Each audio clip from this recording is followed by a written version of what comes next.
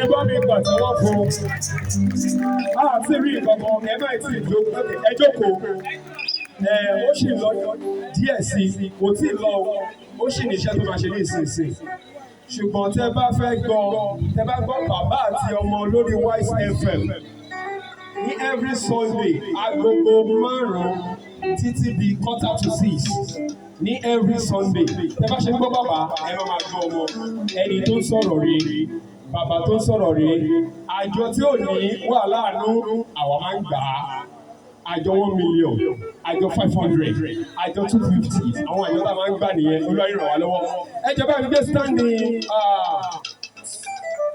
standing kan wá bí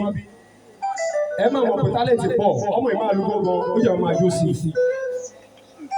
ẹ jẹ́ ká pàṣẹ ọlá tó dà fún Jésù ẹ dáhùn ẹ bá mi gbé gbọ́ngàn wá ẹ gbá ẹ dín ìkúrò mi. Tálẹ́ni tó ń ṣe bí ọba ẹni tó ní jẹ